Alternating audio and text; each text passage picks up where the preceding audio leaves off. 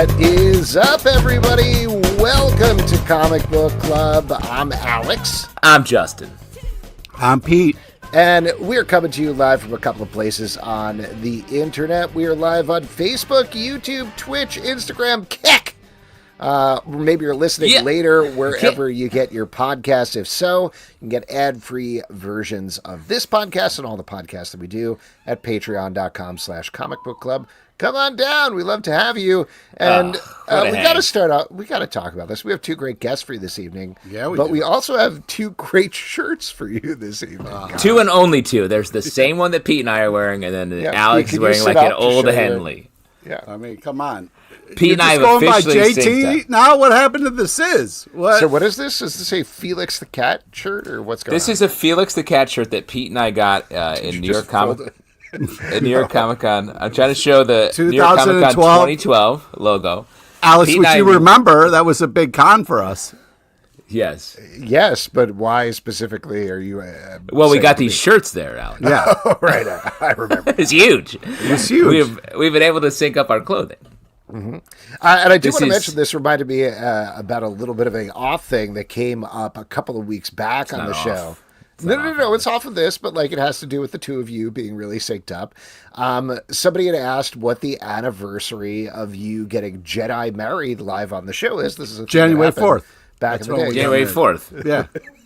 We celebrate it every year, Alex. Why is that funny to you, Alex? What's funny about that? You don't think I remember our wedding anniversary? You're a couple of gifts late on the anniversary. Yeah. I don't know why I didn't think about it.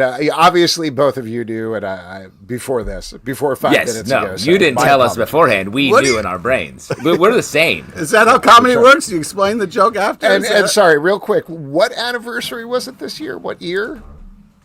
Of our marriage? Yeah, of your marriage. Great question. 8 is not correct. It's more than that. It's got to be more than that. Is it a special 10? Are we hitting 10? 12. Yes, it's 10. 12. Time flies when you're Jedi married. Here's the thing. 13, We're sort of 13. It was 13 back 13. in January. You got married January 4th, 2012 is the date. 2012, Alex! What a year! What a year! Alex, it was Halloween. You got Jedi married. You got shirts. Crazy. Crazy. We should get to our amazing guests, though. We should get to our amazing guests and move beyond this. We'll find out if they have shirts as well. I guess we'll see what happens. If they're wearing the same shirt we're wearing, that's going to be something. That would be crazy. Wait a second. Who's that in the background? You got some Jedi explaining to do there. Uh-oh. No, she's my sister. That's our sister. Okay. All right. It's cool, fine. Cool. Yeah. Oh, you cut off whatever she was saying. Interesting. All right. Yes, I definitely did that.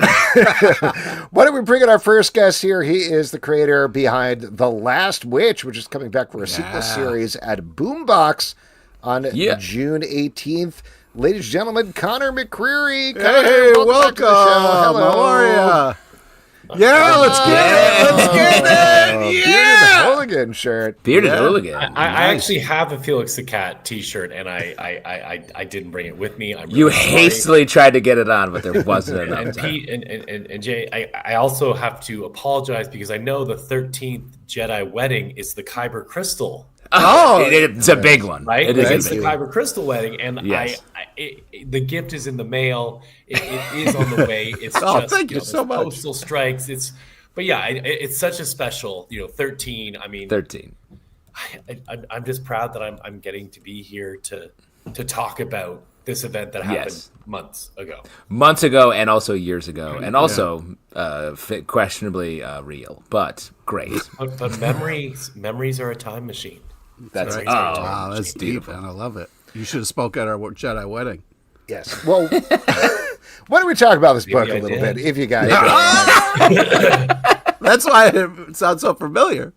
The Last Witch, love this book. This is about a kid named Saoirse. That's how you pronounce it, right? I believe. Saoirse. Who, in sort of like a riff on Hansel and Gretel, decided she was going to kill all witches, but spoilers for the series that preceded the one that we're going to talk about. Turns out she's kind of something of a witch herself.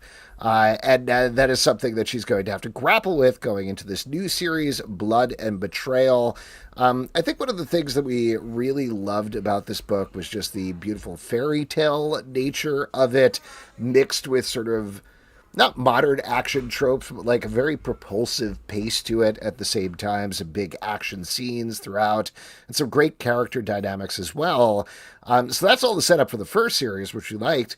What can people expect in the sequel series, Connor? Oh, well, first of all, thank you very much. Flatter me more. So, no, I mean, I guess I'll do a really quick summary of the first series, just in case anybody's out there that isn't familiar. I don't want to kind of confuse people. So, like you said, it's about this 12-year-old girl who discovers that she can use magic. Yay!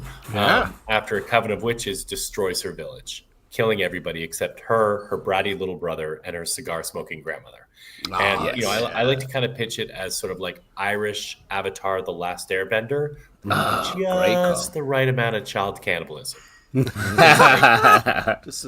If witches don't eat kids, then how do you know they're witches? Like, they might just be Estonian or something, right? That's a good point. Oh, thank you. It's crazy how much child cannibalism we had in our lives for a time. I know, right? That was a wild part. Growing up in days of yawn, when children were just fed to people in every TV show that you could watch, right? The Secret of Nimdai. So for me, so basically, book 2 picks up basically right after book 1 ends off. And one of the big questions about book one, the structure is Saoirse and her little brother Brom and her grandmother Nan have to go and track down this coven of witches to defeat them. But in the world of The Last Witch, the magic is not really for humans. It sort of has leaked into our world from the Irish folk, the Irish fairy lands.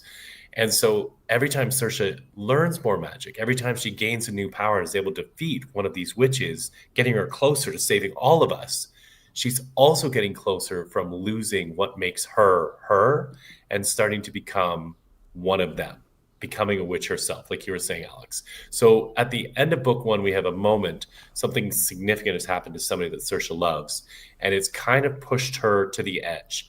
In a weird way, book 2 is sort of like almost like a Breaking Bad kind of journey.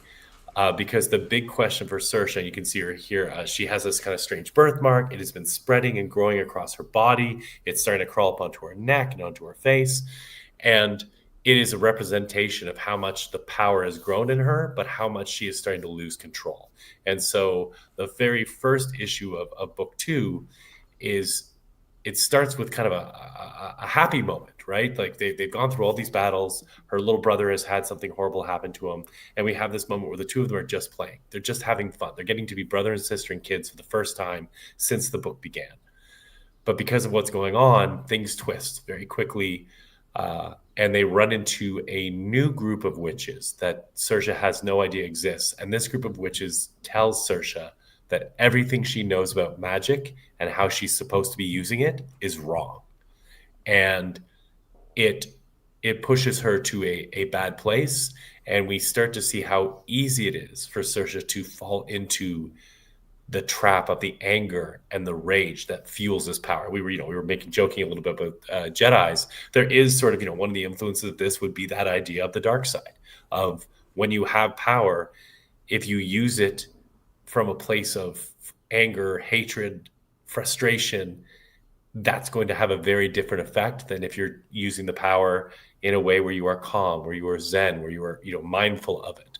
And so, so that's kind of the very first issue, is going to really drive that home for the reader while setting up this next battle with one of this coven of witches. And so overall, I mean, the overall tone of the story is meant to be something that is supposed to be a little bit like something like The Secret of Nim or The Dark Crystal. Yeah. I wanted it to be kind of scary enough and intense enough that a younger reader would sit there and be like, oh man, like, is everything going to be okay? And the answer is not 100%. But if you're an older reader, if you're somebody who loves fairy tales, that you could just jump in on this and be like, wow, there is some real stakes and some real risk in this story, and that hopefully it engage, hopefully it's a true all ages book, and that it can engage you no matter, what kind of reader you are. Well, I mean, I think you kind of just answered this, but just to keep following this train of thought, this is not the Boom Studios imprint. This is the Boom Box imprint, which is their all ages line. So how far can you push it with something like that? I know I've yet to get any notes. The first issue, a small spoiler alert. Actually, sorry, the second issue, small spoiler alert, does involve a witch having prepared a child to eat, and the child has been roasted. It's a little bit in the background, but it's there. And this second book, it does get kind of dark. It gets dark because our hero starts doing things that are increasingly questionable, that are actually starting to frighten her brother and her grandmother. You know, they want to make sure Saoirse is strong. If she's not strong, we're all going to die. But what happens if she becomes, what happens if she actually becomes the last witch? What if she ends up fulfilling what this coven wants to do because of what the power turns her into? And it's also, I think, kind of intense because there are some really intense battles. The most intense battles in the book happen in this book too. And I think the first book had a couple of, as you're saying, you guys were talking about how, hey, there are some pretty big action set pieces, especially for an all ages book. And there's one twist that's in there that I think for some of the younger readers will probably be something that actually makes them go, whoa, hold on. Like, what just happened? Like, that's not supposed to happen in these kind of stories. And so I'm kind of excited about that. I have 3 kids of my own, and the older 2 have been telling me that they have not wanted me to tell them anything about this second book because they want to read it for themselves. Just to check, have they been like, stop telling me stuff, Dad? No spoilers, Dad. God. Look, I don't like the elf on the shelf, and I certainly don't like the Alex in the bookshelf thing, right? Yeah. You should know these stories about me and my kids, all right? Sorry. Alex does watch over us all. Just staring down. He watches over us. Oh, Yeah, hey, I got a whole wall of screens behind here. You can't see it, but it's fine. It's fine. But it shows you care. With something like this that is continuing the story, but I feel like it does such a good job of being measured and staying in the emotional range of the characters, like starting there before like blowing up the world in a way. Like, how do you modulate that when you're doing the next chapter in your story or a sequel to what has come before? I mean, I think one of the things that maybe was kind of unconsciously working with me, because this was meant to be a book that was all ages. I didn't do it like intentionally, but I've noticed that there is almost a natural ebb and flow to the story. So when the first issue of the whole series and this issue, the first issue of book 2, are actually really similar in that they start with a bit of a quieter moment. They start with a bit of joy. That joy kind of gets taken away as we set up the stakes of what is coming at us. But it gives us a chance to like get to know these characters, get to see the brother and the sister relationship, something that I think is really grounding, something that any reader can relate to, especially a younger reader. And I think that naturally, when the story gets intense, I think there was just a natural instinct to then say, okay, we've just had a really intense 20, 30 pages. Let's calm it down again. Let's give everybody a chance to like breathe. And maybe subconsciously I was like, oh, for younger readers, maybe this is not a bad moment to give them a chance to laugh at something, to see themselves in the story, to have a moment to be like, whoa, we just went through a really scary moment. And now I can laugh a little and I can have some fun and I can these characters are doing all the things that makes me love them because of the relationships they have and how they treat each other as a family. It wasn't a conscious decision, but rereading the book, I was like, oh yeah, that just is kind of how the structure worked. And I think, starting book 2, I mean, the weird thing is the Last Witch was meant to originally be one big graphic novel. And then COVID came and blew up everybody's plans. And so there's actually was like a 4-year gap between the end of book 1 and the beginning of book 2 being released. And so in a weird way, this was all written quite some time ago. So we made a few changes once we realized we were going to need to have a bit of a gap so that, we tried to ease into that gap a little bit. That first story with Hugh, who's one of the kind of trickster characters, he's talking with Saoirse's little brother Brom, and he's talking about his adventuring. It's a way to almost kind of reintroduce him as a character because it's been a while. But yeah, I don't know if I have a conscious plan for how to do this. It's just, I think it's the rhythm of any given story kind of tells you what the next issue needs to be. It's Cool. interesting to hear. Oh, go ahead, Pete. I just wanted to kind of touch it a little bit. I really love the artwork. You do such a great job kind of creating worlds and stuff to play in. What's it like to kind of have something live in your head and then kind of get to see it, finally come to life? And what is your kind of like favorite process, or what were some like wow moments with this? I mean, I think like, for any writer, for someone who's not a true cartoonist, it's always magical when you see somebody who's just this like brilliantly talented artist come in. Like, I remember looking at Andy Boulanger's first pages of Kill Shakespeare, like, a million years ago, and just being like, holy great. shit, like this is real now. Like before it was just like stupid thoughts in my head and Anthony Delcall's head. And now it's real. And with V, it was a whole other level because their work is just like, it's spectacular. Like, I think I've written a really good story. Like, I'm really proud of this work, but V's artwork is unquestionably the star of this book, right? It is from the moment you open up the first page of book one, you are sucked into it. And somebody actually pointed something to me, which I hadn't thought of. They're like, V's character design is so simple and elegant. The facial expressions are very simple. Yes. They're very expressive, right? It's a very compact style of cartooning. And then you look at, like you were saying, Pete, you look at like the world that V then creates based on, what I've given them. And like, you feel like you can step into every panel, right? When you're in a crumbling tower, you feel like you could just like walk off the side of the panel and there would be something there for you to explore. It's like the VR world of comics, right? Imagine if you could just be like, holy shit, like what if I just walked around this corner of the Fortress of Solitude and like, what would be there? And V has this incredible gift of making such a simplistic style in one way and then having just so much incredible detail. And for me as a world builder, that's something that's so rewarding, is when you feel like, holy, like this feels like a world I could explore and I want to explore. And, also, of course, the colorist, Natalia Nestorenko, works originally V was going to color the book, and then it became clear once we realized that we were going to expand it, it was going to be 2 volumes. It became clear that V was not going to have the time. And Natalia just jumped in, and like I think V and Natalia had like 2 short meetings, and then it was just Natalia went off running with it. And every page, and sometimes I've seen this where artists who are maybe going to color or have colored can get a little frustrated with the coloring they see, and there was none of that. V was just like this, it was now it was her turn to be like, holy shit, like wow, this is, look at it, you've made it even more real now, Natalia. And so it's just kind of blessed with that team, honestly. Awesome. I did want to get back and ask you about you saying that the first one was planned as a graphic novel, because I'm not going to make a blanket statement here, but certainly reading habits of kids are obsessed with graphic novels. Like they are voracious for graphic novels. Monthly comics, maybe some of them. I mean, like my son is, but not quite as much.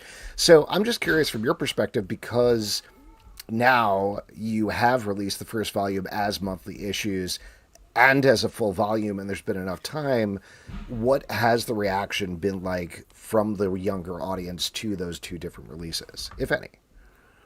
I mean, I haven't, I think you're right, Alex, in that like I don't think a ton of kids are, unless they've got parents who are big comics people, they're not really doing, monthlies, right? They're not doing floppies, partially because probably their parents are not doing floppies, right? Like, unless you kind of already bring them into your home, I don't know many parents who are like, oh, wait, I don't go to comic shops, but I'm going to go to this comic shop now, one Wednesday of the month for 7 months, and then realize that 2 times I came in, the book was delayed, and like, God damn it, like to give you this kid this book, I'm just going to wait for the fucking book to come out when it's done. But I've been able to present this book to hundreds of kids at schools, across Canada and the United States. I'm in France right now, so I've done a bunch of stuff in France. Mm-hmm. And kids, like, they really do respond to it. I the patting myself on the back or something is, I think it has hit that sweet spot of, there is this intensity. Like, for people who've read the book, early on, you meet one of the witches, Black Annis, and she is meant to be your classic, Halloween style witch, but with just terrifying teeth, because like I was saying, she literally eats a child early in the story.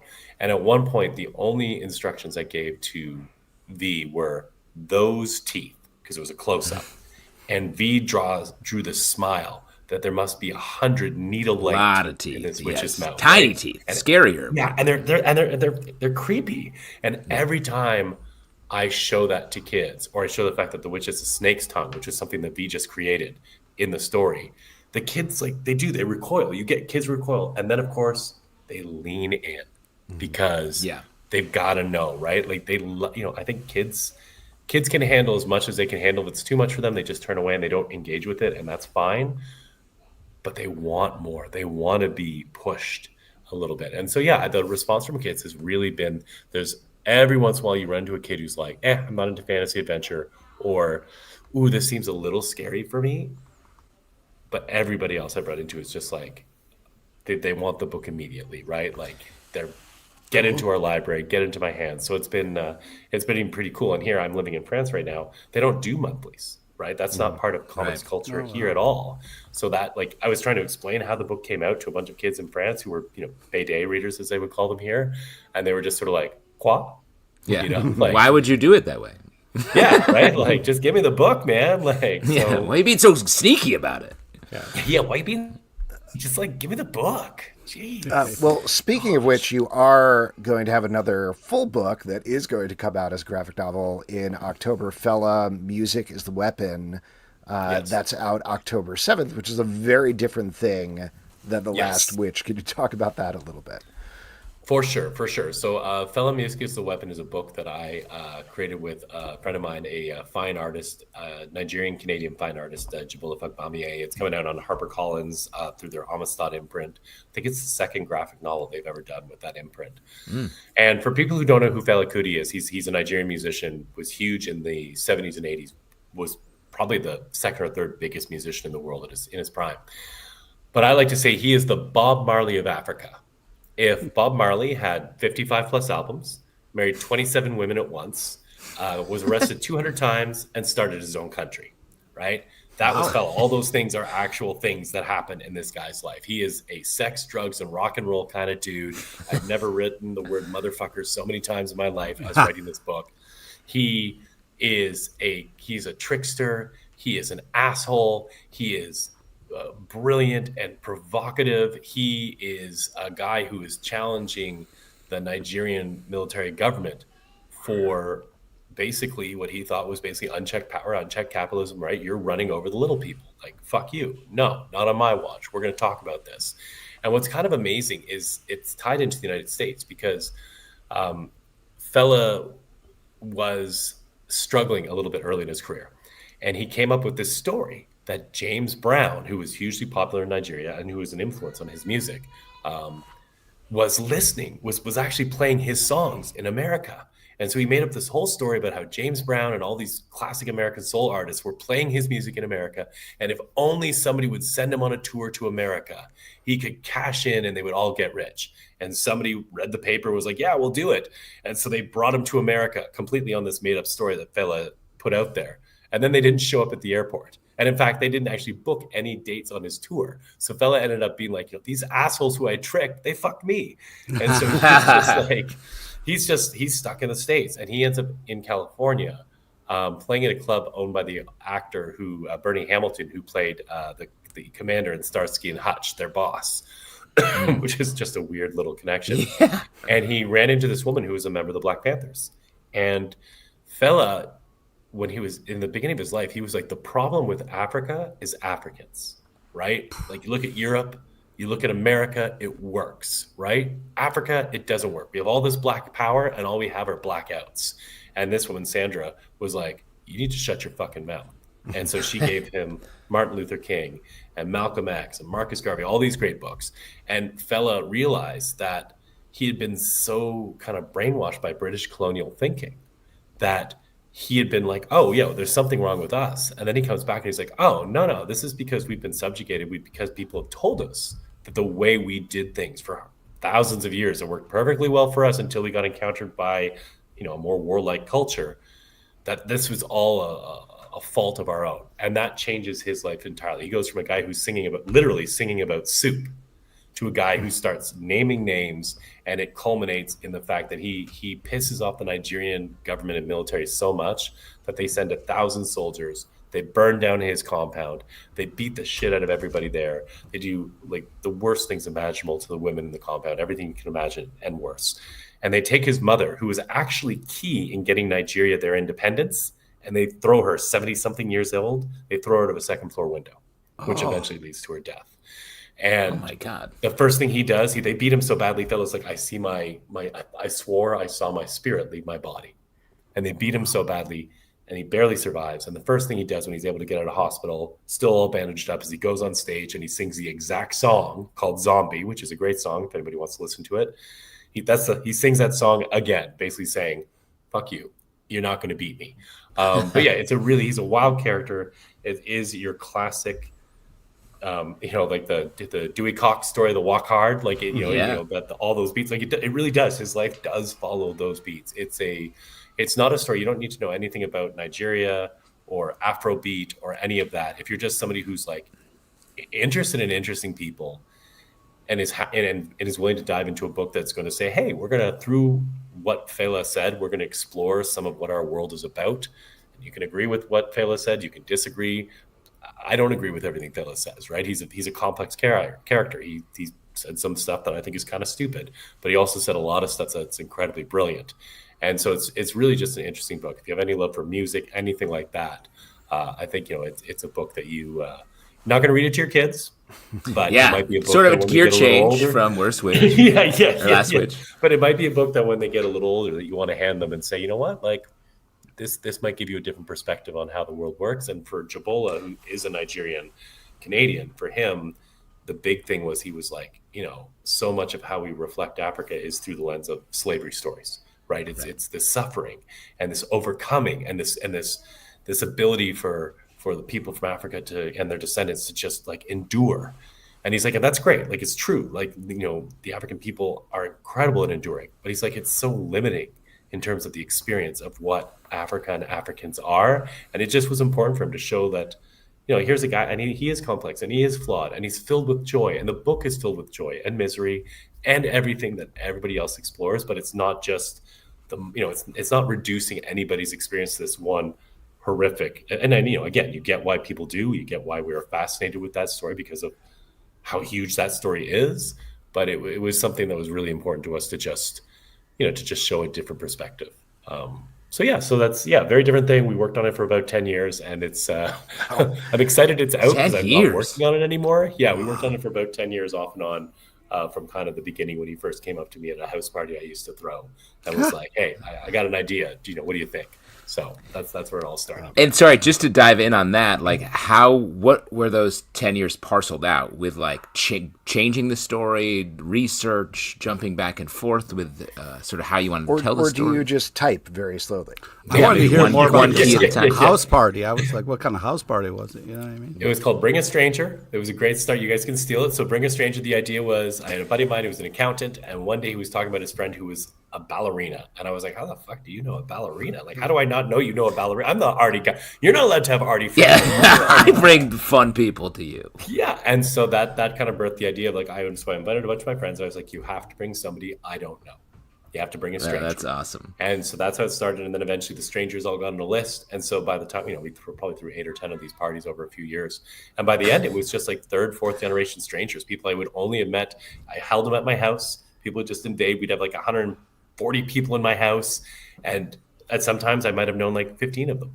And we'd have these waves of people, like, it gets to 3 o'clock and, about 2:30 in the morning, the bars close in Toronto. And so you get around 3:15, you'd be like, all right, we're going to get about 50 people are going to show up. Time for the strangest strangers to get here.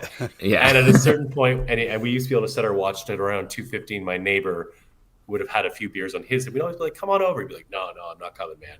And then around 2:50 in the morning, you'd hear this thump, because he'd like scaled the fence between our 2 decks in our little apartment building and fallen. And people be like, some dude's fallen. And people be like, no, that's okay. It's just Rick. Don't worry. Like, people who never met this guy, but had come to this party 5 times. Like, oh yeah, it's like 2:15. Yeah, the neighbor's gonna fall over and like just pop up and just grab a beer. Like it was a thing. But to answer your question, the first part was we spent a lot of time trying to really figure it out because obviously Fela's not a household name in North America unless you're a certain type of music head, and so we tried to figure out like what would make this story, like how do we make this accessible, how do we make this about something universal, because what Fella was talking about was universal. And so we did a ton of work on the book. Originally, Jabola wanted to just do that raid I told you about. He wanted to just do a short comic about the raid. Oh, yeah. And he had some really cool visual metaphor ideas for that. And when he gave it to me, he first just came to me to be like, hey, what do you think? Can you give me some advice? And I came back and I was like, look, the Fella's story is so amazing. I knew a teeny bit about him before Jabola started talking to me, and then I started to do my research. And there's so many crazy stories about this guy. And I was like, I think you should do like a complete book on him, because there's just so much. I honestly think a lot of you'll really kill your audience, because you're going to do this niche moment in this guy's, in a niche artist's like life. People won't understand it unless they already know him. And that would be a shame. And that's when he came back to me and was like, I don't want to write that. Would you write it? And so I spent a little bit of time being like, should I write it? Like, you know, I am not Nigerian. That may be a shock to some people in the audience. And so like, I took a little time thinking, like, is this really a story for me to be able to tell? And, you know, and then, you know, basically where Jabola and I ended up is like, look, like Jabola's Nigerian. We're not going to fuck up the Nigerian part of things because he knows it. And the rest is research, because Fella's a public figure. And so it's like, yeah, we can do this together. We're fine. We're good. And in fact, maybe there's something about a multiracial team doing this kind of book that actually says something. But, you know, we took it slow. It took us a while to figure out what we wanted to pitch. And then it was just, I mean, Jabola works full time. He's a UX designer. So, you know, it was for him, and he was a fine artist. So it took him a while to figure out his own rhythm for comics. He'd done a little bit of comics before, like a couple of private projects. And so it took a little while to find the rhythm for us to get to where we needed to get so that he could produce the pages that he wanted to produce. And he's a perfectionist. So a lot of times he'd be like, yeah, I don't like this page. Like, I'm going to have to go back and change it.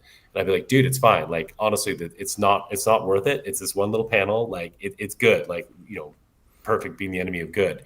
And he won't mind if I tell this, but like, of course, then whenever I was like, hey, Jabola, I think you need to change this because I think this is a problem, he'd be like, no way, man. Like, fuck you. And then, like, you know, 2 days later, he'd come back and be like, yo, bro, so I was thinking what you said, and like, yeah, you're right. I changed it. In fact, I actually redid the last 3 pages. And I'm like, no, Jabola, no, you misunderstood the assignment. Like, just that one panel, just because the acting was wrong. That's why, come on, man. He's like, no, but it's so much better. And it always would be better. And HarperCollins was patient, so it worked out well. I think they saw the pages and were like, oh, wow, this is, you know, I'm not going to say it's a unique book, because I think there's a few things in comics that do this, but it's part of a small school of books that is, it's really incredible. I can't wait to be able to share it with you guys. We don't have that PDF yet, but I can't wait to share it with you guys. Sounds awesome. It's a pretty crazy book. Congratulations. That's awesome. Both of these things sound awesome, Connor.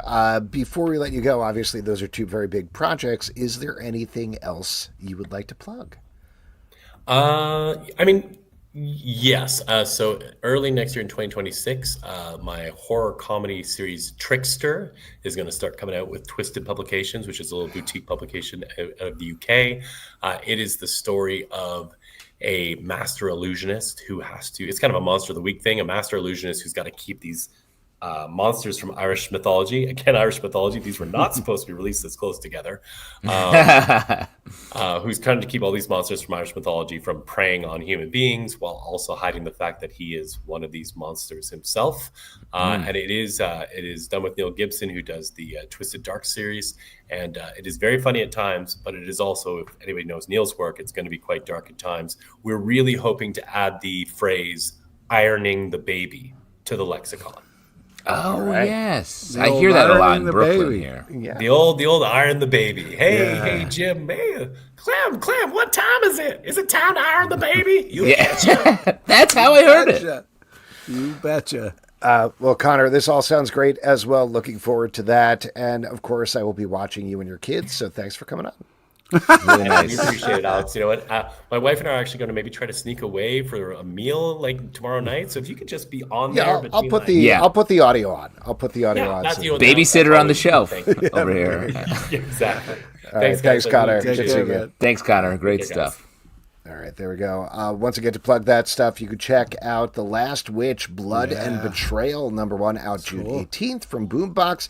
And Fella, Music is the Weapon is out October 7th from HarperCollins Amistad imprint. So check both of those things out. And next up, we're going to talk to our next guest, who is another returning guest here. He has an amazing comic called The Left Hand Path, which is getting a second printing, or just got a second printing. But very excited to talk about this, ladies and gentlemen. Scott Bryan Wilson. Hey, welcome. Oh, cheers, yeah. Thanks for having me back on. Cheers. There it is. Wow. Yeah, there we go. Yeah. Awesome. Excited to have you back. Excited to talk about this book. So let me sort of lay this out here as best I can, but it starts with a bunch of folks that are exploring a spaceship, and over the course of the book, it jumps forward almost every page or two, sometimes more often, sometimes a little less often, but thousands of years. It goes through multiple generations as they're exploring their ship. This is one of the wildest books I've ever read. I was super impressed, but my main question immediately afterwards, given that multiple of the pages, you're cutting in on characters who already have relationships, already have backstories, they're in the midst of their stories, and then cutting away from them to something else. How do you plan something like that? How did you actually lay it out? I mean, I know that's sort of like the first question you got all the time, but I was like, do you have a 25,000 page version of this somewhere that you just cut down, or how did it work? Well, actually, the first version we did, I think, was 20 pages. And I had the idea of jumping forward in time as they explore the ship that's so enormous that, they can't find the center of it. And these, they split off into different civilizations and their languages change and, all these things. But yeah, the original version was about 20 pages and we finished it. And then I read it through and I was like, I called Ken Knudsen, who's the artist. And I was like, hey man, we got to add some pages. There's some stuff I forgot, right? Like I realized there were things so I could go. And then I realized after we added another 8 pages or so, I was like, we could keep doing this forever. I could just keep adding 2-page stories in the timeline and it could be 1,000 pages long, right? So it was really about like, what are the strongest ones we tell to tell the story, and where do we sort of end it? So it wasn't mapped out as meticulously as I normally map out everything I write. But it was definitely like, it was a lot of fun to keep sort of thinking about what's missing, like maybe emotionally what's missing or creep wise what's missing, right? Like what's something creepy that we haven't, so sort of filling in some of those gaps was a lot of fun. And while we're talking sort of format and time, like why a one shot? I feel like there's such a everyone's like, here's my series or here's my limited series. It's 5 issues, and this is just like so composed and contained. Yeah, I think there's a couple of reasons. I mean, one is Ken is not a fast artist. As you can see, his work is really detailed. It's unbelievable. I love it. Really beautiful art. And just in a sense of like, I want to work with him and I want it to come out. Right. So like, let's just do something self-contained. But I think the other thing too, is like, I sort of realized, I mean, we've been working on this book for a long time, we've been chipping away at it a long time. But I think I realized somewhere in there too, like having other things come out during that time, and miniseries and things like that. And, tabling at comic conventions, it's like, it's so much easier to sell something that's the whole story in one go, right? Versus like number one of a series, right? So to me, this felt like it's kind of a self-contained story. It didn't need to be 98 pages. I thought we could really pack in. It was almost like, how much story can we pack into 28 pages, right? And I think we ended up, I think we did all right. I think it's a pretty good book. Yeah, it's definitely packed. Well, talking even more, not to push you too much on this, because it sounds like it was maybe more improvisational than I would expect, but let's say you're going in and you're breaking down a 2-page thing where you are cutting in on these sub-characters 200 years ahead. what is your thought process that goes into something like that? How do you determine, okay, here's who's going to show up on this page. This is what the relationship is to the previous page that took place 200 years earlier, and to the next page that's going to be 200 years beyond that. Yeah, I think I just thought about, like, you know, what has happened in the world, right? The world of the book since then, right? Like, I wanted to show the sort of civilizations changing and people sort of branching off and language changing and the way that they sort of now talk about things that we've already seen, but it's different than what we saw, you know. So now you've got history, right? Like, how does sort of history happen, quote unquote, right? And so for me, it was about, what can I add to the world that we haven't seen yet, but also be like a sort of emotional investment, right? So, but yes, I tried to make them all these pretty significant jumps into the middle of things without any introduction, because I didn't want it to feel like we're just holding the reader's hand, right? Like, I really wanted it to feel very kind of disjointed in a fun way, right? Like, once you realize, oh, I'm not actually going to get the full story of any of these people, right? Then, you know, I think you can kind of just settle in and enjoy the book for what it is, and embrace the sort of weirdness and horror of it. First, I want to say, sick library you got behind you there. Thanks, dude. I just moved into a new headquarters, so I just got wow. my bookcases set up in my room, so in my office. So yeah. Well, awesome. It seems like you're surrounding yourself with good stuff. Secondly, we saw, I want to circle back to the art a little bit. When it comes to something that is so kind of like art forward, like this is, it seems like less is more. We saw that giant splash page that looked part watercolor, part like unbelievable shading and stuff like that. What is the back and forth with the artist, where like you might have plans for this whole page, where it almost seems like, you know what, screw everything that I had kind of laid out. It's just more powerful to kind of showcase the art. Like, yeah. Well, I had worked with Ken. We'd done a few stories together before this, so I knew I wrote it specifically for him. And as I recall, you know, I just wrote the script without telling him and sent it to him. And I was like, this is our next thing. We're going to do it. You have to draw this because I wrote it for you. Right. Like, and I felt, as I wrote it for him, as I was writing it, I could only see it drawn by him. And so, you know, it's depending on which artist I work with, I always write as best I can specifically for them and to their strengths. So I knew kind of what Ken does really well and what he can really sort of bring to life. I didn't really have any comments much on the art or the world building at all. I left pretty much all of that to him. I think the only thing I asked was, because he colored it himself with oil bars. I think the only thing I asked was that he make the gutters up between the panels all just pure white, like go in Photoshop and clean them up and make them all white. That was the only thing I said, because he had them spilling over.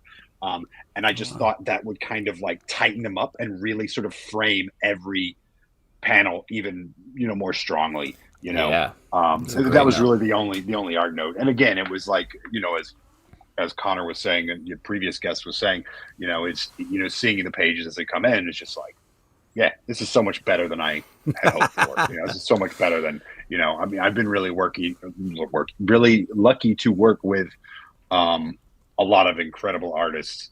And Ken is one of my favorites. Is just seeing his pages come in. It's just, it's like magical, really. Yeah, it's moving. Hearing you say that about sort of cleaning up the gutters as your note back, it had me thinking about in your afterword you write, all I think about is terror, well, terror and comics. And it feels like keeping those gutters clean is sort of being like, get in the comic, terror, stay in there. So how does that work when are you struck by some terror and you're like, how can I turn this into a comic? Is it the other way around? Like, how are you doing experimenting with terror and then putting it in your comics? Yeah, I mean, I said all I think about is terror, but I also think about serial killers a lot too. So there's like, I kind of, you know, good. I'd say it falls under that's a terror. good balance. That's a good balance. That falls under terror. Yeah, so you know, there's a few things, but yeah, I mean, I think you know, I always think about things that make me uncomfortable, you know, and Ken and I had done a couple of other stories that were basically about being just totally uncomfortable and super creepy and very sort of moody, shorts. I just think like, I just want, because honestly, I like horror a lot, but I don't particularly find most horror very scary, right? Right. Like, there's very little I find that's actually like scary to me. So I think when I write horror, I try to think like, I just want to be really uncomfortable and dark and scary, and I want people to keep thinking about it right after. It's not about to me, it's not about like the jump scares. It's more about the kind of this is kind of gross feeling, and now I keep thinking about it. So. Well, and what is there something on your mind from that terror point of view or uncomfortability that you're working out now? And I'll give you a second to think by talking about your other work. I feel like True Cult really did that for me. I feel like that you found the terror in a lot of everyday, like you went sort of dipped into everyday and then dipped out into some bigger ideas, right. And then sewed us back into everyday. And that extra loop back is what made I was like, oh no. I am uncomfortable now. So, like, is there something you're kicking around now that sort of finds that same loop to loop? I have a. We just finished the first issue of another book I'm doing with Marcos Mars, and I guess you may remember him. He drew Detective Comics in the 15 years ago or something. Great artist, left comics for a long time, but he's coming back. We're doing a book together.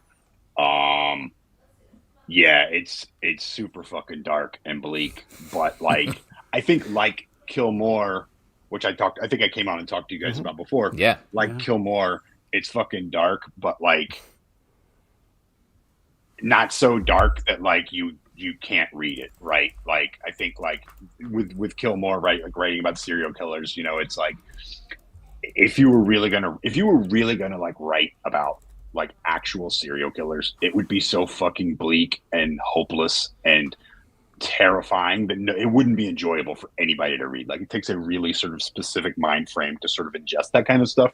And while I am the type of mind who enjoys that, right? Like I get that it's not an entertaining comic for 99% of comics readers, right? So we have a new thing that's very dark and bleak, but is approached in the same way that like Kill More and True Cult are, which is with a heavy sort of dose of comedy to sort of try to balance it out, where you're like, oh my God, that was super disturbing, but there was also some funny things that happened in it, so I'm going to keep reading, So, it's sort of, for me, it's always playing that sort of balancing act, and sort of, I think with, like you mentioned with True Cult, it's like you go into these tiny moments. For me, it's always thinking about like these things that just seem super inconsequential and making them a big part of the book, right? And the reader's like, why the fuck is he talking about this, right? Like, but when you step back, it all kind of sort of makes this big, quilt, right, that tells a story or something. So, just to ask you about it, and I hope this isn't too touchy of a subject, but is there any chance for more Kill More, or is yes,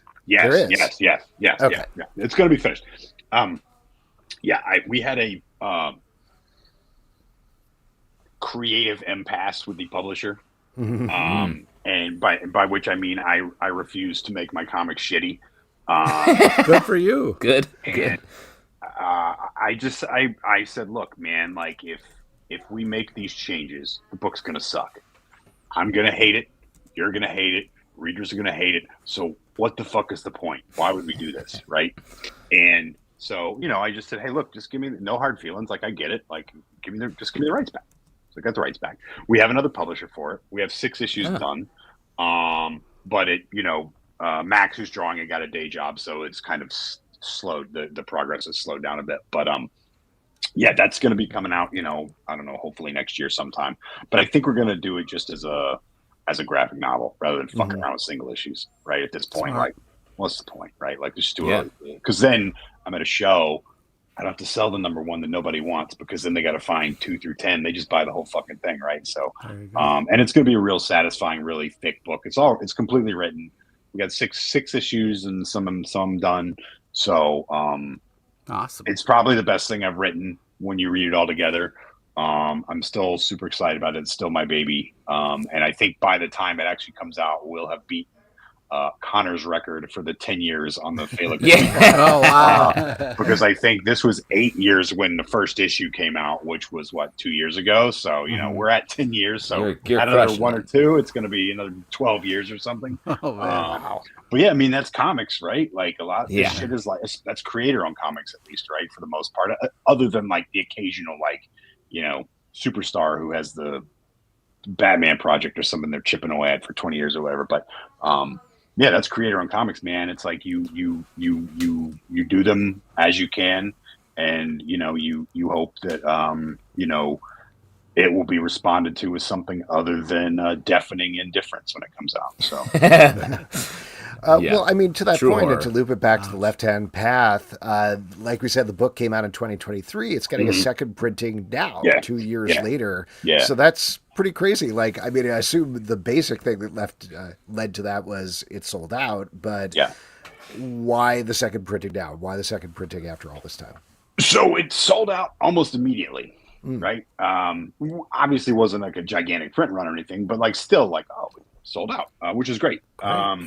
But it was either the first or the second comic that Dead Sky Publishing, who was the publisher, I think it was the first or the second comic that they published, and when it sold out, there wasn't really any mechanism in place, infrastructure, money to let's put another second printing on the schedule right now, right? So it was like, well, we got to figure it out. And I think they had a bunch of other stuff coming out, and then finally the timing lined up, and they were like, we're gonna do it. So I think they see it the way we see it, which is this is an evergreen book, right?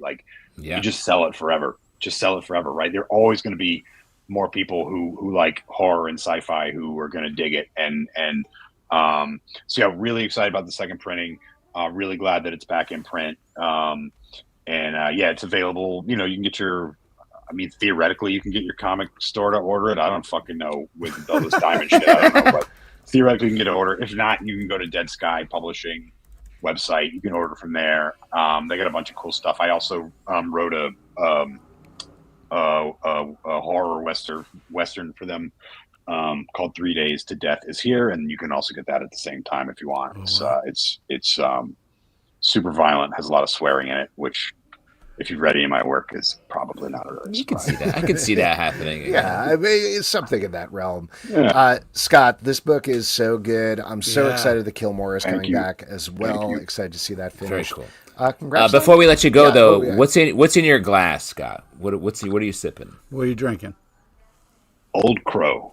Yes, This bullshit. I do. Yes, I do. Garbage. Yes, It's no, garbage. I'm there for you. I hear It's you. terrible. But I tell you, we just bought this. We just bought this new house, and the expenses have been quite high. So I was like, maybe I'll see. Let me what's just on the downgrade it. shelves.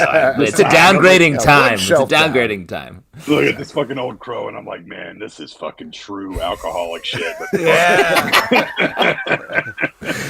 That's amazing.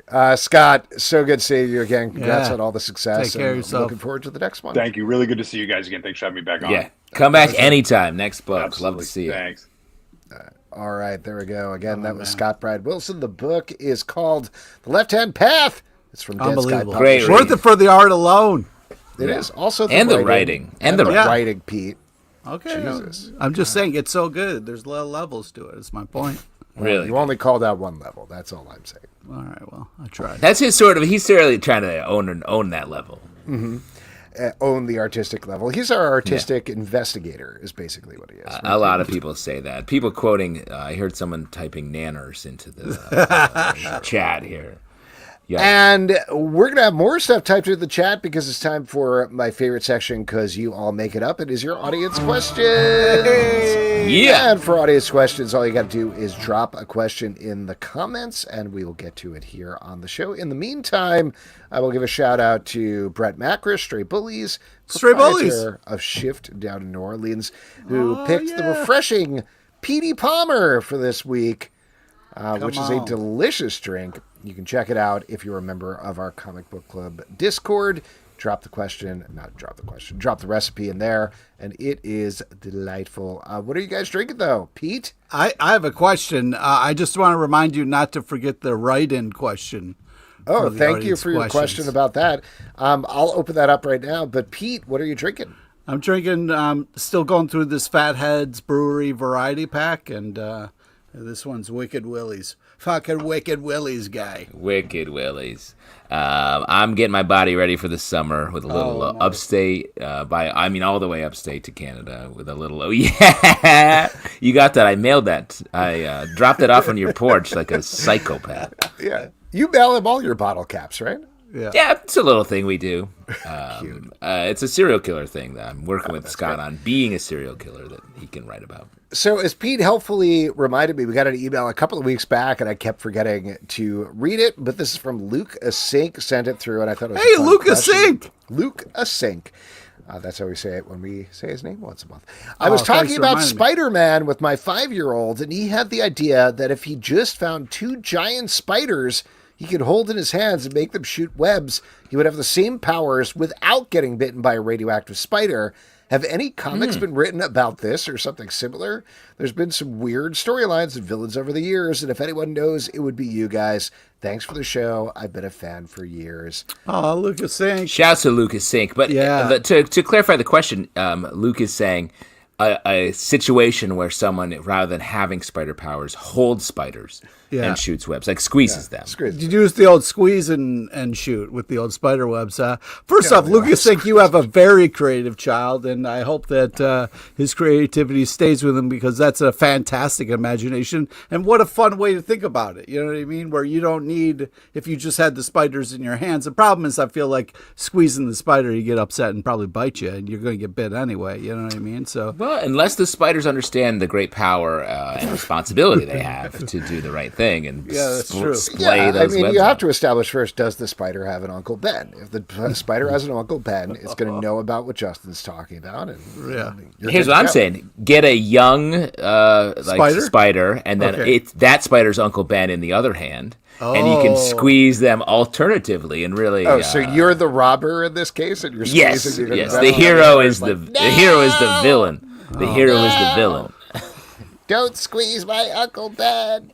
To answer the question, though, I haven't heard that, and that's a great in a world in the Marvel universe. It's pronounced "in a world." Really good. Here's what I would say. Oh, go ahead. Finish. I would say in a universe where there is a Spider-Verse, I think this is a huge potentiality. Yes. Yeah, the one that I would say is closest is probably Spiders-Man, who is the Peter Parker who is made out of spiders, but not the same thing. No.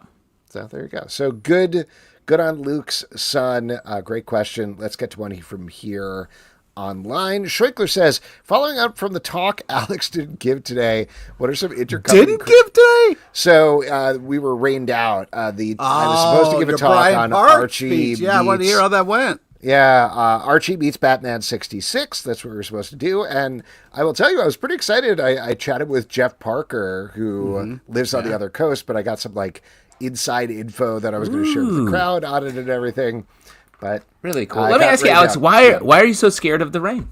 Why are you terrified of the rain? I was already at West 4th Street on the subway when they called me. It was the sound guy who was scared of the rain. He was like, didn't want to be electrocuted or something. I don't know. Classic sound guy move. Yes. Anyway, I was going to be doing one on June 20th. Now we're going to do about 2 Archie Comics books. It's going to be about Archie meets Batman 66. And also, I'm forgetting the exact name, but it's the collection of the Archie comics by Mark Waid and Fiona So Staples. now you got to double up. You got to condense 2. Wow. That's fine. Okay. I feel like I could do that. I'm not too worried. But per what Strickler is saying, what are some intercompany crossovers that have worked for you, and what are some that didn't? I thought the question is, what do you do when things are rained out? I thought that's what Schweikler was asking, but I guess I read into it. If you just read the words, Pete, you can see that's not what he was asking. Rain is kind of like a crossover between the sky and the ground, though. So man, that's really good. That's really smart. That's what I was talking about. Actually, just because I did prep for this talk today, I could throw out there some stuff that you guys probably know, but maybe some of our listeners don't. I didn't realize that crossovers actually went all the way back to 1940. The first recorded crossover in comics, I think, was between I'm forgetting what it was called. It was like National Comics and DC Comics, but it was all characters that eventually ended up in DC Comics, so it's kind of the same thing anyway.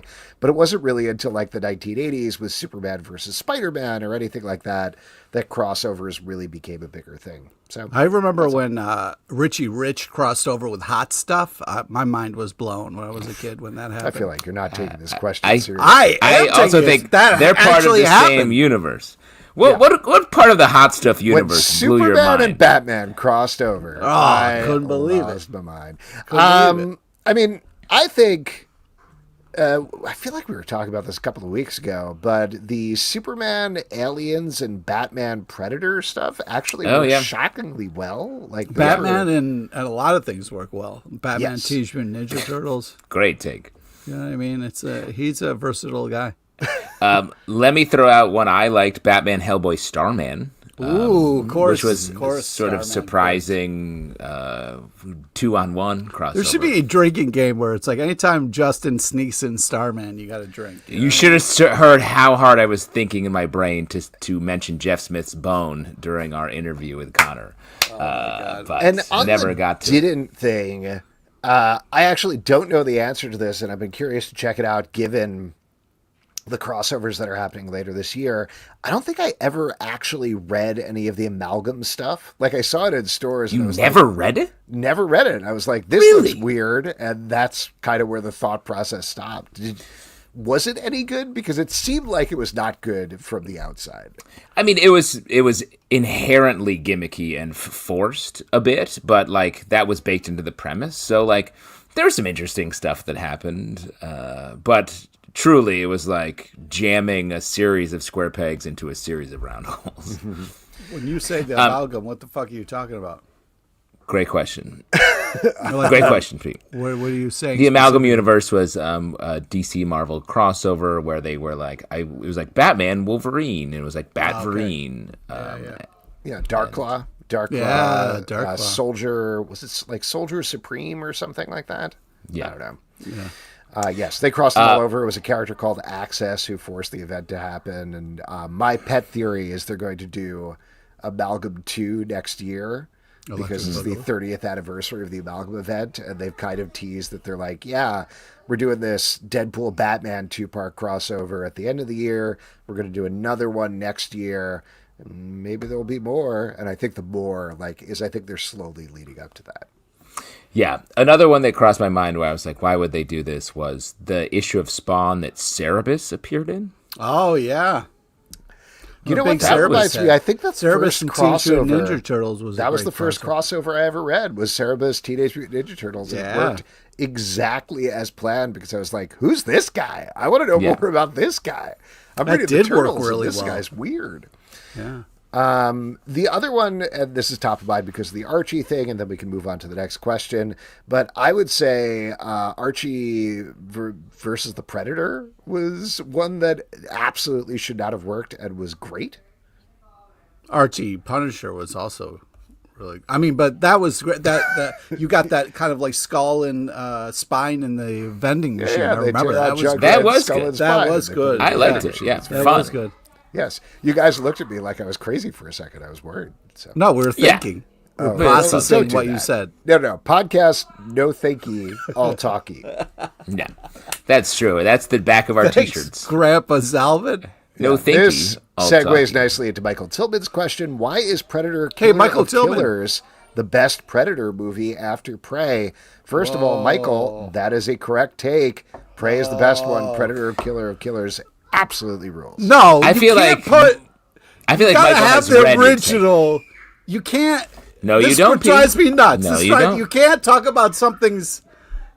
The thing that started it, you got to give it its due. Okay, Let me ask the you a first question, Predator Pete. movie. What was the best year of your life? Was it the first year? Yes, it was. Everything was all new and exciting. Pete loves milk. What? Yeah, come on. Pete loves and milk. let me be honest, Pete himself. loves laying down. So I'm sure he was much happier then. Goo goo gaga, tickle tickle. Let me also say, Pete, you sit down. You have a choice between watching Alien or Aliens. What do you press and play on? Okay, well, I mean, Aliens is a better movie than Aliens. Oh, wow. Look who just threw away all their morals. Yeah, credibility gone. The page out. Damn it. You got me on that one. Predator Killer of Killers, if anybody hasn't checked it out, is on Hulu now. It's an animated anthology. I'm putting it in quotes because there's some fun surprises there. It is awesome. The animation is fantastic. The story is fantastic. It is great. So good. Christopher Parker says, do you guys actively collect old comics? If so, what titles? Great call. Great question. I am not actively I feel like there's a lot of people who are like, oh, I'm trying to fill out my Silver Age Superman collection.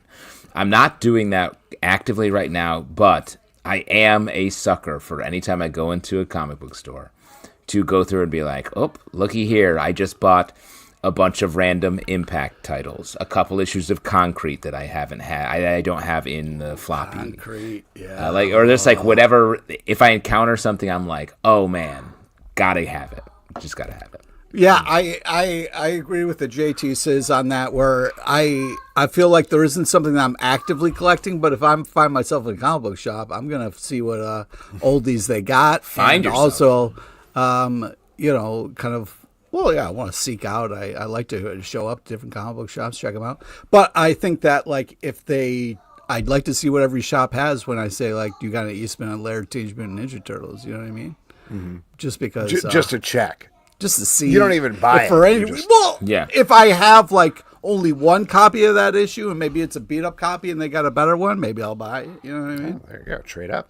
So you're saying, sorry, just to check, like if you have a copy of Teenage Mutant Ninja Turtles, you're going to get the newer one that you found replacing the original. So you would say the newer one is better than the original. No, that way I can have one that I can keep like reading and then one that I don't touch that is. And that one you can throw away. Right. Throw away. You can bundle up into a ball until a lot of times I'll see a bunch of old Eastman and Laird comics just in the trash. You should check the trash, people. How dare you? Look in the dumpsters. This is I was reading this the other day. Eastman and Laird said that they originally started doing Teenage Mutant Ninja Turtles to make a nest for raccoons. Yeah. A lot of the best raccoons. Interesting. Prime Music says, question for you all. You check out the new announced Marvel and the new Invincible fighting game trailers released in the last week. Are you guys familiar with these? I'm familiar with Prime Music. You know what I mean? I know what you mean. So the first one, to take them backwards because I am a little more familiar with the Invincible game, that's called Invincible Versus. It's the very early stages. Skybound raised a ton of money, not through a crowdfunder. It was like, I honestly don't know what the financial term is, but like basically they raised money to create what they call a AAA game studio. And their first out of the gate is basically like a Mortal Kombat style game, but for the Invincible universe. Oh, so man. They promised it's going to be bloody and gory and all of course it is. Guts you want to see out of Invincible game. You got to punch through people. So, it's going to be crazy. Yes. So that's Invincible Versus. And I think clearly like pivoting off of everybody loves seeing Omni-Man in Mortal Kombat, so that probably emboldened them to do this. And the other one, I don't know if this is the one that Prime Music is talking about, but there's a mobile game called Marvel Mystic Mayhem that's coming out. Oh, no. There's the She-Hulk one. That's probably what they're talking about. I'm forgetting what the name of that is, but I did watch that. That looks very fun. It has old school graphics, and it has She-Hulk doing like a Planet She-Hulk thing, a bunch of heroes behind her. So, yeah, I'm always up for it. That's fun. Yeah. Michael T says, who is your top bearded hero? Oh. Well, let me throw this out. We could say, if we're talking MCU, you could talk about Red Guardian. You could also talk about how I saw him on the street on Sunday. Oh, yeah? He was just what did you yell? What did you yell at him? I didn't yell anything. I'm not that kind of guy, but he was just... The Red Guardian's out there? You're not going to... He was very... Yell... He was walking down Smith Street in Brooklyn. You could put on a Russian accent and be like, Red Guardian, you're my favorite. I'm so sorry. I just can't. I just can't do that. I know we're wearing the same shirt, but that's not what I'm gonna do. He was talking loudly about something with a friend. With either his or his friend's kids. Like he was having just a fun Brooklyn day. I'm gonna let that man ride. Oh man, I would say Greg Pak is my bearded hero. This is great. This is so great. Last week on the show, I talked about seeing Christine Milioti on the street. This week, you saw David Harbour. We have a real, celeb gossip blotter thing. We are plugged in. We're just out where the celebs are seen and being seen, you know? Yeah. Wow. This is from Scheukler. I didn't get to ask last week. What are animal species guaranteed to sell comics? Is it better to have a cute animal or a dangerous one? Well, that's an interesting question, right? Because you have Jeff. You know, Jeff is selling so great, and he is definitely adorable. Yeah, okay. It's super creepy. It's a fake otter. It's not fake. It's not fake? It's just super still? It's an alive otter that I've trained very well. I know you're classically trained, but you can't train an otter to You can teach. Dude, you can knock on the side of that head. That is not moving, bro. I would you never. Can't he's being very still. Okay, shh. Okay, be free. Be free. I can hear you knocking against wood and stuff, dude. No way. Any other animals? I don't know. I think Scheukler brings up a good point here. I mean, think you either got to go cute or dangerous. Either way, you're, and Geiger, you got that two-headed wolf dog. That's a huge favorite. You know what I mean? Yeah. Cute or dangerous. There are two wolves inside each of us. One is cute and one is dangerous. It depends on which one you feed. Stanley says, any plans to travel together again like New Orleans? What? No way. We're going to New Orleans again. We're going to New Orleans again. Well, when you moved down there, right, Papa Pete? No, I want to go. I want to go for the Chewy Fest, the Chewy Parade, the Chewbacca Parade. You guys got to come down with me. Yeah, it's Chewbacca's. It's part of the lead up to Mardi Gras. Yes, I think you should, and that's when you will move there. Yes. Well, we do have a table at Baltimore Comic-Con in October, so we'll see what happens with that. Otherwise, exciting. Probably travel to the Javits Center in Manhattan for the New York Comic Con. Yep, probably do that. And of course, we'll be celebrating your 14th anniversary in January 4th, 2026. Yeah, we're going to go to Coruscant, I believe. I booked tickets for Gorman. Was that a bad idea? I would see there's been a lot of revolution there. There was one, there was another one. Yeah, but you guys were talking about spiders, so I just went ahead and booked the ticket. Yeah, that's a great spot to squeeze a spider. In July. Hopefully I can see you guys.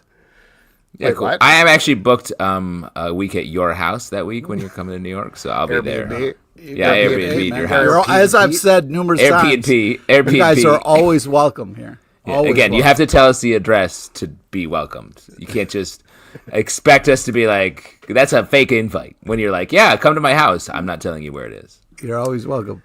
I'm going to chip you and track you to your home. Eric MCI 900 says, if you were put in, I feel like this is a question specifically for you, Justin, maybe I'm wrong. If you were put in charge of reviving Marvel's new universe line from the 80s, how would you do it? I mean, that's a line of comics that I feel like hasn't gotten a lot of love lately. Because what do we have there? We've got Starbrand. Yeah, Starbrand's been put into the main Marvel universe. People, or at least Jason Aaron, loves Starbrand, and so that got jammed in there. But it's like Justice. I'm looking this up right now. Night Mask, Cyforce, Spitfire, and the Troubleshooters. So this is like sort of untapped situation right now. Here's what I think they should bring back from the new universe is that ad of the Earth with a lightning bolt hitting it that ran in every single Marvel comic for like an entire year where they're like, a new universe is coming. I was like, I don't know what this means. Cool. Here's the only problem with a new universe. That's all comics are doing now. Like the last thing we need is someone being like, great news. There's an incursion from a new universe coming. Buckle up.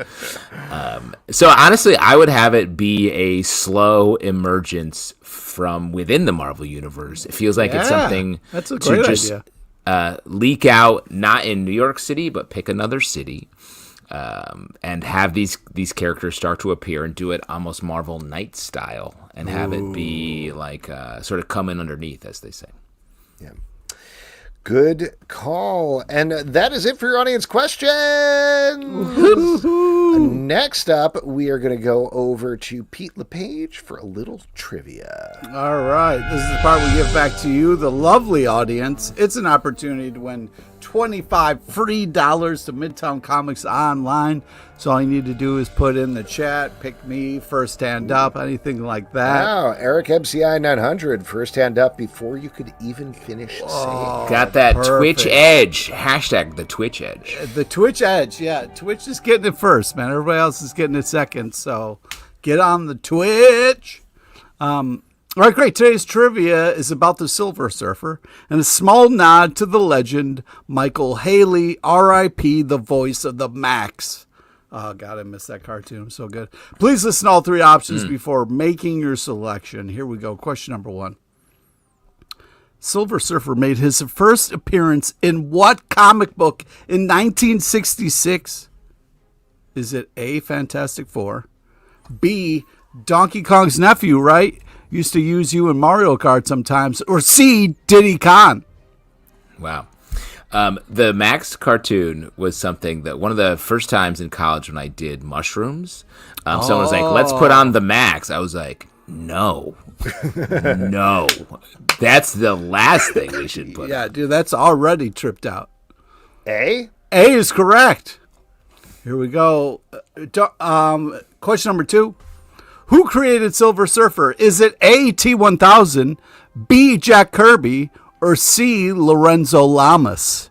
Ooh, tough call. Tough Wait, call. Are there actually 2 options here? Not really, no. Okay, great. 3, I guess Lorenzo Lamas, creative person. Yeah. Why you leaving Lorenzo? It would be some impressive range. You Yeah. know what I mean? Yeah. You know, Well- oh, yes? No, go ahead. Stray Bullet has an audience question. Would Pete ever do a nod to a legend that is still alive? Ooh, that's a great idea. A living legend. Yeah. I don't think so. Eric MCI says, I want to say the Renegade, but Kirby, final answer. Oh, nice shout out. Yes, Kirby is correct. Nice. And then we go question number 3 here, last one. Is Silver Surfer's alter ego's name? Is it A, Norrin Rad, B, Can't Keep Your Pants On, Remember You, C, John Mooney? Here's the thing. Yeah. John Mooney is just as good as Norrin Rad. You think so? Yeah, just as a name from a name. Makes a lot of sense from a space name. John Mooney. Okay, I see what you're saying there. Yeah. I have another question, actually, from the audience here. Would you ever consider making this trivia? Show me who said that. Yeah, because it's one of the secret comments. secret. Yeah, it's comments. on Kick. Yeah, it's on Kick. Something we don't know. Yeah. Eric Guy says, I like to portmanteau and say NORAD. Yeah, Norrin Rad. Well done. And Scheuchler is correct as well. We're talking about the 1978 classic Grease. Wow. Nice. There we go. All right. Congratulations, Eric. You're going to get a gift card to Midtown Comics. Shoot us an email. We'll get that to you. And why don't we talk about what's coming out tomorrow? What are you looking forward to that is coming in stores, Pete? Oh, man, there's so much great stuff I'm looking forward to. Death of Silver Surfer, #1, the whole reason I'm doing this nod. DC and Vampires, World War V, #10. And Absolute Batman, #9. All right, there we go. No explanation necessary. Justin, what about Just you? words and numbers from our guy, Pete LePage. That's right. Very that way I don't curious. get yelled at by Alex for saying too much. That's not what he's actually yelling at you for, the opposite thing by saying too little. Yeah, well, either way I get yelled at. Speak, Pete. Oh, yelled at. I get yelled at all the time by Alex, my friend. I loved it when I was 1 and my mommy yelled at me. I want to be a baby again, famously, is what Pete says.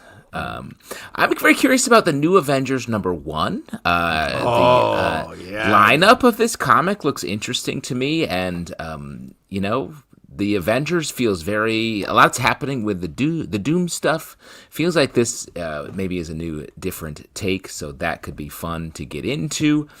Also excited for a little something that I like to call a comic called Stalling number 6. No, Magic number 6. It's been one of my favorite X books that's been going on. So let's go. Let's see what's happening next. This is kicking off a new arc, I believe, because the last issue ended the last arc. Excited for it. I'm looking forward to Lost Fantasy number 2 from Image Comics, written by Kurt Pyers. The art is by Luca Casalanguida. The first issue was this huge, oversized, like Final Fantasy-inspired adventure, followed by a follow-up to their Indigo Children story. So really excited to see whatever they have cooked up for the second issue. Also, the Umbrella Academy Plan B number 1 is coming out tomorrow from Dark Horse. After maybe 5 years, something like that, I want to say. A while. So crazy they were to doing see the that TV back. show for a while, yeah. Well, no, I think they were just drawing it. Really big shoe. And those reviews and lots of other reviews are going to be in our Stack podcast that debuts Wednesday, 9 a.m. in the Stack feed and the Comic Book Club feed. And folks, that is it for this week's Shoe. A couple of people we want to thank. Toxic team up, Derek. New tradition. You're right. New tradition. Yes. Conor McCreery for talking about The Last Witch, Blood and Betrayal, number 1. That's coming out June 18th. Scott Bryan Wilson, The Left-Hand Path. You can get that from Dead Sky Publishing. Next week on the show, we're going to have a big packed one. Margaret Stoll, Judith Stevens, and Janine Schaefer are going to be here to talk about their new book, Super Visible, the story of the women of Marvel Comics. And also, Murwa Yodele is going to be here to talk about Storm. All right. Yes. We love Storm. Do that. Thunder War is coming, Storm. and we're going to be chatting about that, so that's very exciting as well. Comic Book Club News, our daily news podcast every day of the week. Check that out. You can support this show and all the shows we do at patreon.com/comicbookclub. You can check us out at comicbookclublive.com for this podcast and many more. Until next time, we'll see you at the Comic Book Club. Yeah. Click to subscribe. They sit on crappy couches and they I'm real. I'm I'm real. Hasn't blinked once, though. I'm real. Neither of you.